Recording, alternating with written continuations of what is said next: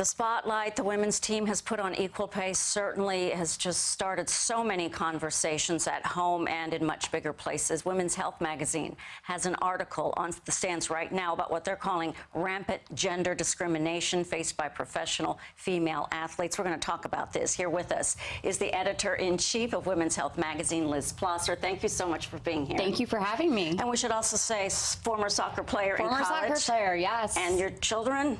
They are soccer players as well and watched all of the World Cup games and danced with every goal. Oh, my goodness. All right. So this is very, very apropos. Personal, yes. On every level. This article, if you want to hold up the magazine, because the article is called Fighting to Play and Playing to Win. Yeah, exactly. Talk about the timing of this and a little history from your reporter, Jenny Everett, I believe is her name? Yes, we brought Jenny Everett on to report this investigative feature, which canvasses the landscape of female athletes, and they discuss all sorts of issues that arise in sports, professional sports, from pay gap to sexual harassment and beyond and beyond. I think what's really interesting is that so many female athletes are the trailblazers for these issues for women. The U.S. women's national team is the ultimate example of that, but these are issues that affect all women across America, not just soccer players, and they are really using this platform to put a spotlight on these issues, and as we just saw from that clip, to make change immediately. Like, so much happened even this morning. I know. I liked what Megan Rapinoe said during the ceremony. She said that this conversation, she said, today, I feel this conversation is moving to the next stage. I felt that too. I think there's a shift. It's, of course, the country is celebrating and enamored with these women who put in so much effort, worked so hard, prepared meticulously for every single match they played, celebrated like the teammates that they are after every goal and every victory, freely and lovingly. And those are, I think, qualities that we can all aspire to in all parts of our life. But it really, there's been a shift. It's not just, wow, that's awesome what they did. It's changing real things. It's changing laws. It's changing legislation.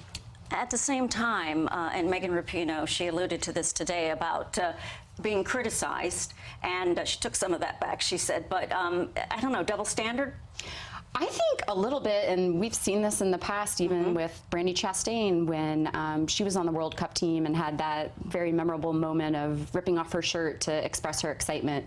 I think it's awesome. I think women should express themselves freely and show all of their joy and excitement and happiness and love for each other as teammates and as just, you know, really evoking the feelings that go into preparing so much for such a big event. So I'm proud of them for doing that. Let's talk more about your article, pay structures, for instance. And we've heard the different prize money and then also going with the media revenue that's been made. I mean, it's just mind-blowing. Yes, there's a lot of talk about this in various publications, and it's something that we get into quite a bit in here in this article. But yeah, I mean, these women have a platform to really put a spotlight on where the inequities are. And you look at things like this match, the finals on, the final match was watched, we had 21 or 22% higher viewership than the Men's World Cup just a year ago. So that's just one example of how these women are not second-class citizens by any means. Not only is America watching, but the world is watching and embracing them, and they deserve to be paid for that. In the article, you talk about Serena Williams, Ali Reisman, and so many other athletes.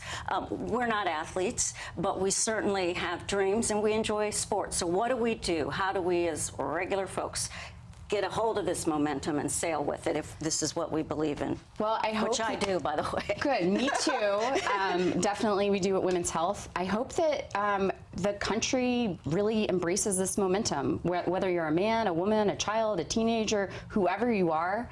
And again, I just feel like what they stand for, working hard, fighting for what you deserve, being kind to one another, those are things that make us all better human beings. You don't have to wake up and win the World Cup tomorrow or become a soccer player. They make all of us better.